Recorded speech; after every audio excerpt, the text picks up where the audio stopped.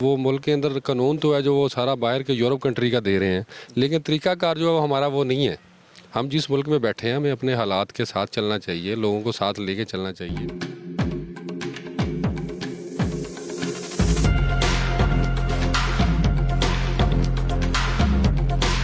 Fees है licence की 7-8 हज़ार रुपये है। अब यहाँ पे ब्लैक में 30,000 का LTV बनता है। मुझे बताएं, वो जो सरकार बैठी है पैसे वो कमा रही है, जितने उनके ऑफिसर हैं वो सारे पैसा खा रहे हैं।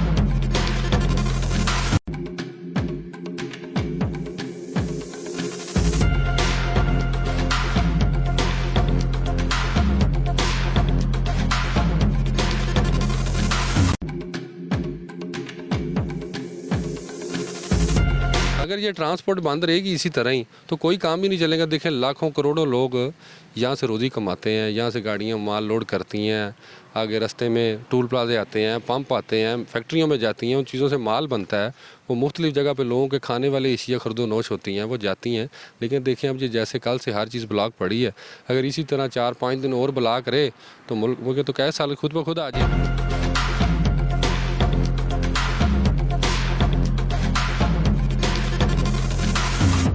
क्योंकि उनको पता है, इनका तो ये हिसाब है, ट्रकों वाले का बूढ़ा दिहाड़ी नगद दिहाड़ी जो कुछ भी है इनसे नगदी लेके उनको छोड़ देना है। अल्लाह अल्लाह खैर सल्ला।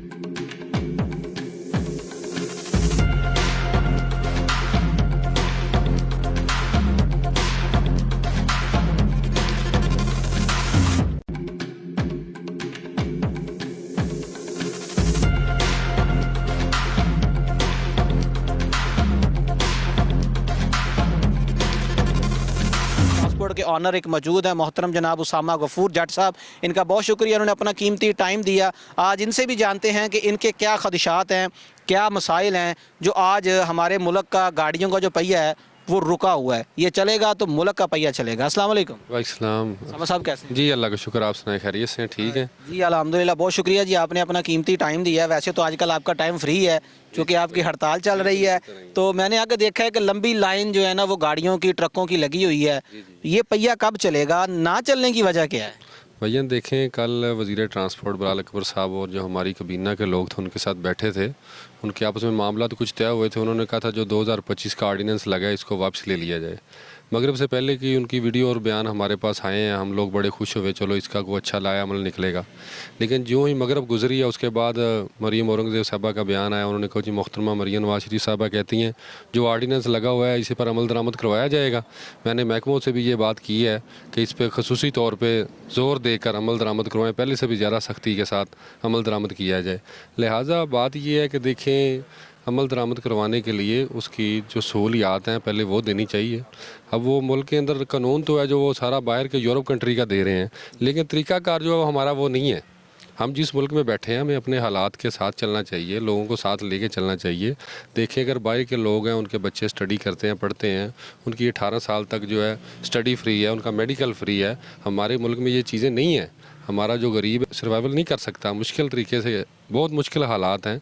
अब देखिए, अगर कोई रिक्शे वाला शाम को अपने घर जाता है वो 2000 का चलान करा, गरीब है वो अपने बच्चों के लिए शाम को उनके खाने के लिए, पेट पालने के लिए रोज़ी कमाता है, सारा दिन जलील होता है।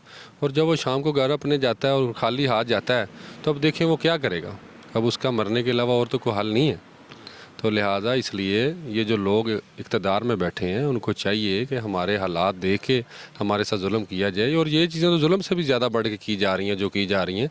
देखिए, चलान होता है, उसका कोई तरीक़ाकार होता है, हर चीज़ को मैनेज करके बंदा चलता है। लेकिन ये बगैर बताए, बगैर किए हर काम किए जा रहे हैं, जो इनका दिल करता है वो कर लेते हैं। इन लोगों को पता ही नहीं है लोग कहाँ से कमाते हैं, कहाँ से खाते हैं। इनको फ्री फंड लगा हुआ है, हमारा पैसा गवर्नमेंट कमा रही है, इनको दे रही है, ये खा रहे हैं, बैठे हैं, सुबह उठ पड़ते हैं, शाम को सो जाते हैं। इनको पता ही नहीं इन चीज़ों का। इन्होंने कभी कोई कमाई की हो, कुछ कमाया हो, कुछ खाया हो तो इनको पता हो। सामा साहब, आपने एक बड़ी अहम बात की है कि मरीम नवाज साहिबा, उनका विजन तो अच्छा है, हमारे मुल्क को बदलना चाह रही हैं, लेकिन इस मुल्क को बने तकरीबन 70 से 75 साल हो चुके हैं। 75 सालों में बिगड़ा हुआ जो मुल्क है वो 75 दिनों में ठीक हो सकता है? नहीं, देखिए, मुल्क बिगड़ा हुआ ज़रूर था, लेकिन वो काफ़ी सारी चीज़ें उसके अंदर मैनेज की गई हैं और हर चीज़ को मैनेज करने का एक तरीका देखें ना आप साहब, एक उंगली है। अगर यहाँ से ख़राब हो जाती है ना तो हम इसको उतारेंगे नहीं, इसके ऊपर को पट्टी लगाएंगे, इसको ठीक करेंगे, जैसे भी हुआ हम इसको कोशिश करके अपनी उंगली को ज़ाया नहीं करेंगे, इसको बचाएंगे। लेकिन वो देखें उसको पट्टी लगाने से ठीक होगी, अगर इसको अपना छुरी मारेंगे तो जो ख़राब हो जाएगी। अब ये जो हमारे साथ ये हालात किए जा रहे हैं, ये तो छुरी मारने वाले किए जा रहे हैं, ये ठीक करने वाले किए जा रहे हैं। अगर यही चीज़ें करनी है, देखें वो जो सरकारी फीसिस है लाइसेंस की 7-8 हज़ार रुपये है, अब यहाँ पे ब्लैक में 30 हज़ार का LTV बनता है। मुझे बताएं वो जो सरकार बैठी है पैसे वो कमा रही है, जितने उनके ऑफिसर हैं वो सारे पैसा खा रहे हैं, और अब ये ब्लैक मेल में सारा काम हो रहा है। लिहाजा कोई भी कानून बनता है ना उसका लाया अमल तो ठीक होता है, लेकिन जो उस पर अमल दरामद कराने वाले लोग हैं ना वो सब नजायज़ फ़ायदा उठा रहे हैं।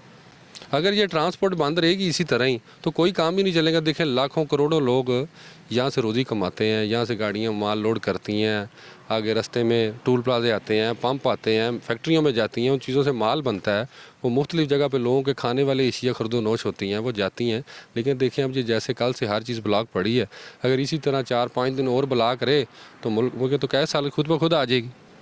समा साहब आपने बड़ी अच्छी बात कही है कि 8,000 रुपये अगर HTV या LTV की फ़ीस है वो 30,000 में बन रहा है। अगर मैं या आप 30,000 नहीं देते तो क्या हमारा लाइसेंस जारी होगा? नहीं, बिल्कुल भी नहीं हो रहा। 30,000 देने के बाद भी लाइन में लगना पड़ता है, टाइम मिलता है, ट्राई नहीं है। देखिए यहाँ से जो बंदा LTV बनवाना मुश्किल हुआ पड़ा है वो बंदा बाहर जाके दुबई या सऊदीया जाके HTV कैसे बनवा लेता है? आप ये बताएं, क्या उधर कानून नहीं है? हमारे से ज़्यादा सख्त कानून है और कानून के मुताबिक ही उधर बनाता है, लेकिन वजह क्या है? हमारे इधर हुकूमत चाहती नहीं है बनना। सर अगर ये मुज़ाकरात कामयाब नहीं होते तो आप भी सर्वाइव नहीं कर पाएंगे, ड्राइवर हजरात भी नहीं कर पाएंगे, कब तक हड़ताल जारी रखेंगे?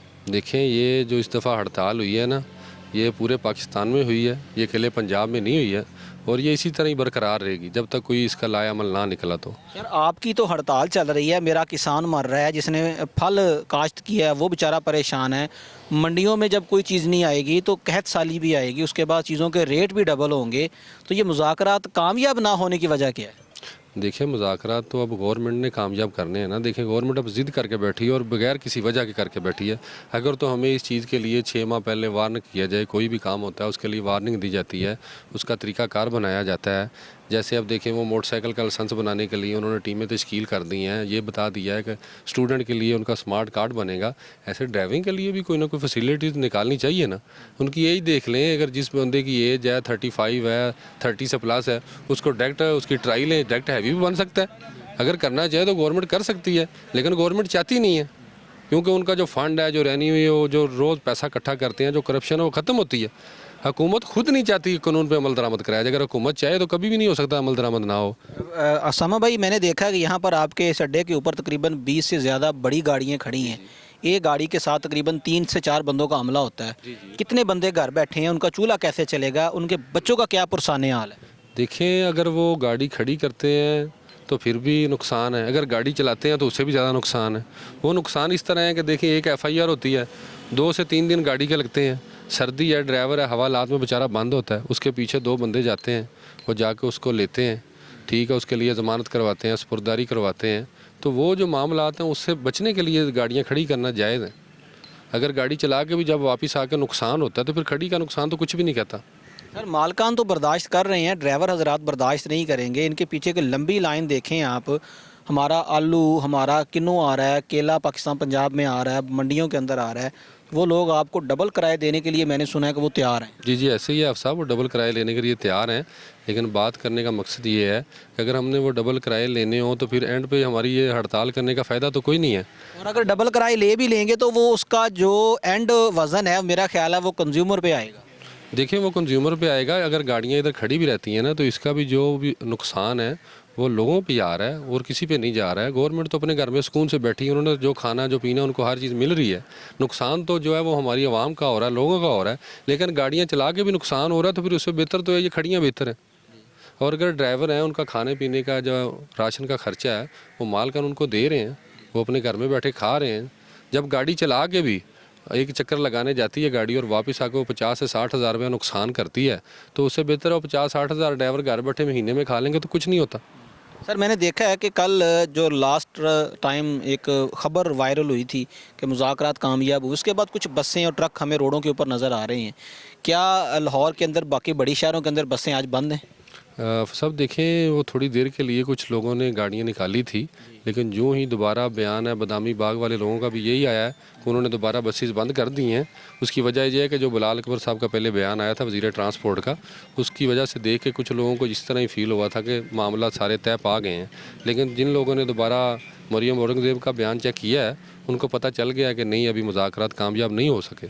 अगर मुज़ाकरात कामयाब हो जाते तो जो हमारे ओहदेदारान हैं, सदर हैं यूनियन के, पंजाब के या सिंध में बैठे हैं, जिधर भी बैठे हैं, जो उनसे मुतालबात करने गए हैं गवर्नमेंट से, वो हमारे तक पैगाम ज़रूर पहुंचना चाहिए था, लेकिन इसलिए अभी कोई पैगाम नहीं पहुंचा, क्योंकि मामला हल ही नहीं हुए, पैगाम कैसे पहुंच जाता। उसामा भाई, लास्ट के ऊपर आपकी परेशानी के अंदर हम बराबर के शरीक हैं, ड्राइवर हजरात भी बड़े परेशान हैं। सीएम पंजाब मोहतरमा मरियम नवाज साहिबा जो इस मुल्क को बदलने की अच्छी काविश रख रही हैं, वो इसको बदलना चाह रही हैं, उनके नाम क्या पैगाम है? अगर ये पहिया ना चला तो हमारे गरीबों के घरों के अंदर चूल्हे ठंडे पड़ जाएंगे। आप सब देखें, मरियम नवाज जो सीएम पंजाब साहब हैं, उनके लिए मेरा पैगाम ये है कि जो हमारी आवाम है उनके हाल पर रहम किया जाए, उनको मारा ना जाए। ये तो जो सीधी सीधी ना आवाम के साथ जंग है, ये कानून नहीं है, कानून इसको नहीं कहते हैं। और भी बहुत सारी दुनिया है, लोग हैं, मुल्क हैं, उनमें भी कानून होते हैं, लेकिन इस तरह किसी मुल्क का कानून नहीं है जिस तरह हमारे मुल्क में बदमाशी की जा रही है। इसको कानून नहीं कह सकते, इसको हम बदमाशी कह सकते हैं। जिसका दो दिल करता है वो कर लेता है, और गरीब आदमी है, जो आवाम है, उसको पकड़ के हवालात में दिया जाता है और बाद में उसे पैसे ले के उसको छोड़ दिया जाता है। देखिए, ये कानून तो नहीं है ना, कानून तो वो है हर चीज़ पर अमल दरामद करवाया जाए।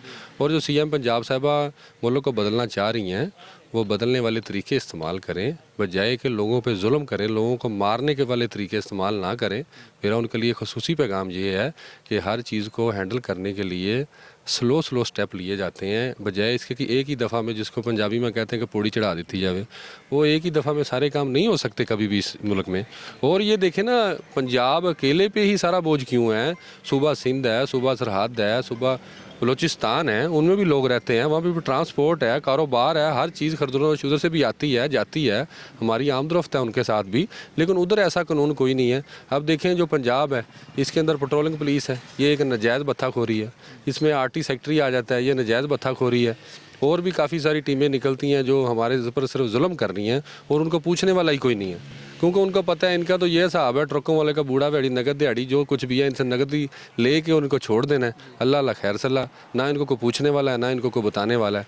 अब देखें, एक चीज़ है, ट्रैफिक पुलिस है, उन्होंने क्या पूछना है जी ड्राइवर से? लाइसेंस, रूट पासिंग टोकन और आपका ओवरलोडिंग क्या है। जो ट्रैफिक पुलिस है उसने भी यही पूछना है, जो पेट्रोलिंग पुलिस है उसने भी यही पूछना है, जो सेक्रेटरी आरटी है उसने भी यही पूछना है, जो उसके बाद अपना मोटरवे पुलिस है उसी ने। कानून एक ही और महकमे कई बना दिए हैं। वजह क्या है? सिर्फ करप्शन करने की वजह। अब एक बंदा भी एक चीज़ को एक ही बात कहेगा तो वही है, और एक चार चीज़ लोग भी एक ही बात करेंगे तो वो भी यही है। अब देखें ना, उनको पता है हर चीज़ का, लेकिन अब वो ये सिर्फ क्या है, नजायज़ उनको पता कोई बंदा बोलने वाला नहीं है, जो बोलता है उसको हवालात में दे देते हैं, उस पर पर्चा दे देते हैं। अगर कोई ड्राइवर सवाल करता है कि मेरे पास सब कुछ पूरा है, और अब उनके पास एंड पे ये बात आ जाती है गाड़ी धुआं मारती है। अब डीजल गाड़ियाँ धुआं तो उन्होंने मारना है, ये कौन सा इलेक्ट्रिक गाड़ियाँ जो धुआं नहीं मारेंगी। जी नाज़रीन, टीम वॉइस ऑफ पंजाब के साथ महवे गुफ्तगू थे मोहतरम जनाब उसामा गफूर जट साहब। ये ऑनर हैं गुड्स ट्रांसपोर्ट तहसील आरिफ आला के अंदर। इन्होंने अपना बड़ा अच्छा और यूनिक किस्म का जो मौक़िफ़ है मरियम नवाज साहिबा के नाम जो पैगाम है वो दिया है कि हमारे ड्राइवर हजरात के ऊपर, इस बिज़नेस के ऊपर रहम किया जाए और हमारे घर के चूल्हे ठंडे ना पड़ने दिए जाएँ। ये मुल्क चलना चाहिए, अगर ये गाड़ियों का पहिया चलेगा तो मुल्क चलेगा। कानून के अंदर नरमी लाई जाए और इसको बेहतरी की तरफ लाया जाए ताकि मुल्क खुशहाल से मज़ीद खुशहाल हो जाए। टीम वॉइस ऑफ पंजाब बहुत जल्द मिलेगी एक नए प्रोग्राम के साथ। अपना ख्याल रखिएगा। टीम वॉइस ऑफ पंजाब को इजाज़त दें। अल्लाह हामी व नासर।